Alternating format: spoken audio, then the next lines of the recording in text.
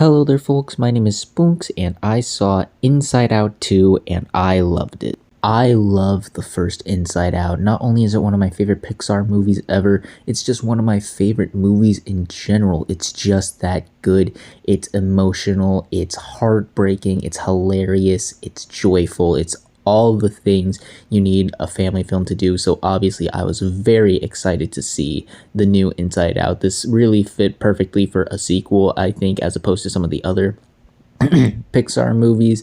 And from the trailers and everything I heard and read about it, it seemed very promising, and I was really looking forward to this movie. And while it doesn't reach the heights of the first film, because, well, that's such a high bar, this still met my high expectations. I loved this movie. I thought it was a great film. As I mentioned, Inside Out is a great movie to have a sequel and just, have even more movies. We can just follow Riley growing up and enduring some of the more newer, complex emotions she'll face as she grows up. And with this first sequel, they really live up to the potential with that for sure. I think this movie has a really solid story, the way it shows Riley dealing with these new emotions and grappling with all of the, turmoils they bring to her. I thought was really well done. It leads to some very creative and imaginative set pieces and moments as Joy and the other emotions try to make it back to headquarters while all of this craziness and insanity is going on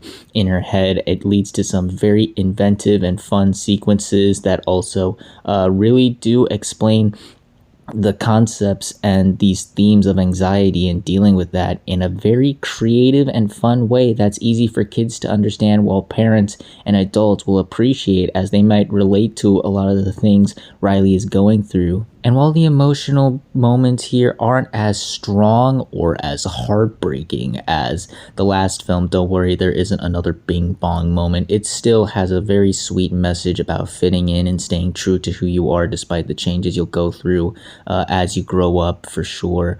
And it still managed to get me to tear up at the end, even though, again, not as heartbreaking as, the predecessor. It still got me to tear up at the end, though. Very sweet ending. The characters are very strong in here as well. You got your main group of emotions here from the first one that all play off of each other very well and are going through the big changes in Riley's head with the newer emotions, and the newer emotions are also very fun, very entertaining, and I really like how they represented their actual emotions in real life. I loved all of their designs, and I thought their play in the story was really inventive and creative. I really liked Ennui. She was hilarious, and Embarrassment, even though he doesn't really say a lot, gets more stuff to do, and you really got to understand a bit of his motivations and character despite him saying so little.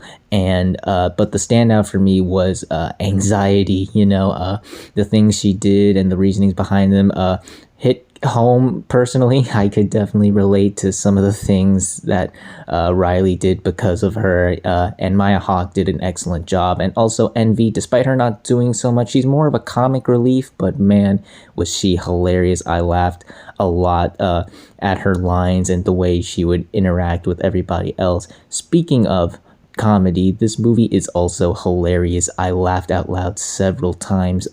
Just the way they are able to come up with these jokes, whether it be the physical comedy, the way the characters interact with one another, or how they play with certain concepts of the mind, like the dark secrets or repressed memories and the sarcasm. It's all so hilarious and so creative. I laughed out loud several times. There are a couple characters here who the gang meets up with as they go in through the mine, and they are so hilarious. So much standout characters with these few that they meet up along the journey. I won't reveal who they were because I think the best part of them is the reveal of them, but when you see them, you're gonna really laugh out loud with them. And lastly, as typical with any Pixar film, the animation is outstanding.